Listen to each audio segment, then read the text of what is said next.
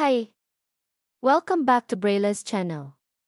Nagbabalik po tayong muli para sa panibagong payout updates as of this date September 13. Kung naghihintay pa rin po kayo ng inyong payout ay maaaring isa na sa aking babanggitin ang inyong lugar kung saan ang mga ito. Yan po ang ating ibabahagi ngayong araw. But before po tayo mag-start sa ating topic, kung bago ka pa lang sa aking channel, please do kindly subscribe, like, and share na din sa ating mga kaibigan, kaanak o kapwa natin pensioners maging sa ating mga social media accounts para lagi po tayong updated at marami ang makaalam. With no further ado, let's begin na po sa ating topic. The news update. Social pension latest payout schedule as of September 13 of year 2024. Saan kaya ang mga ito? Buong detalye alamin. Narito na po ang latest payout updates natin as of September 13. Simulan po natin sa probinsya ng Ipil, Zamboanga, Sibugay. Ang lahat ng beneficiaries ay makakatanggap ng 3,000 pesos para sa third quarter ng taon. Mag-start na po ang inyong payout this September 18 at 8 ng umaga hanggang alas 5 ng hapon para sa Barangay Bakalan, Dumandan, Logan, Lower Ipil Heights, Labay, Kaparan, Tenan, Poblacion at ang Barangay Vet Village. Sa pangalawang araw September 19, nakaschedule naman ang Barangay Suklema, Upper Pangi, Timalang, Pangi, Don Andres, at ang Barangay Lumbia na mag-start ng alas 8 hanggang alas 5 ng hapon. Sa pangatlong araw September 20, ang Barangay Gituan, Magdaap, Tomitom, Makilas, Sanito, Ipil Heights at ang Barangay Buluan ang nakaschedule mag-payout sa ganap na alas 8 hanggang alas 5 ng hapon. At sa September 21 naman gaganapin ang payout ng Barangay Maasin, Bangkerohan, Doña Josepa, Taway, Lower Taway at ang Barangay Tiayon na mag-start din ng alas 8 hanggang alas 5 ng hapon.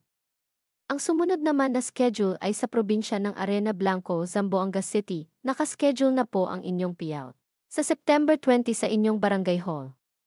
Ang next po natin ay ang local na payout sa probinsya ng Barangay Pahanokoy, Bacolod. Nakaschedule na po ang inyong payout this September 19 sa inyong Barangay Gym na mag-start ng alas 8 hanggang alas 3 ng hapon.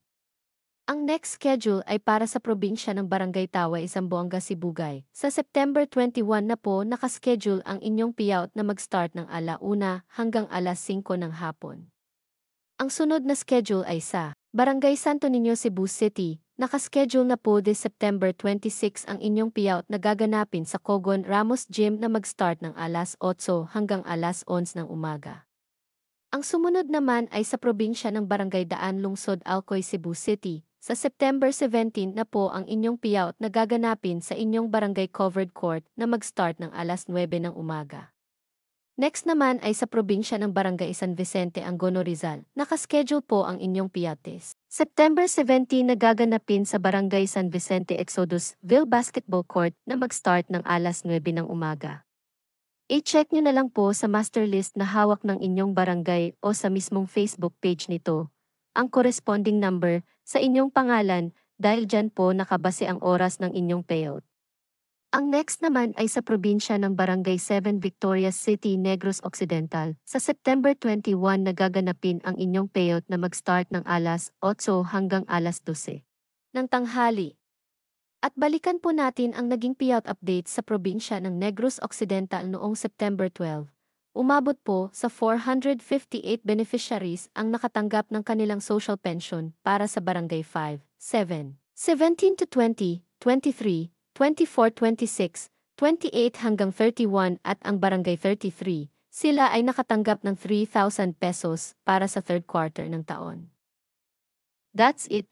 Ito pa lamang ang naglabas ng kanilang payout schedule as of this date. Manatili po kayong nakatutok sa aking channel para sa mga latest payout updates at iba pang impormasyon na para po sa inyo. Marami pong salamat and God bless everyone.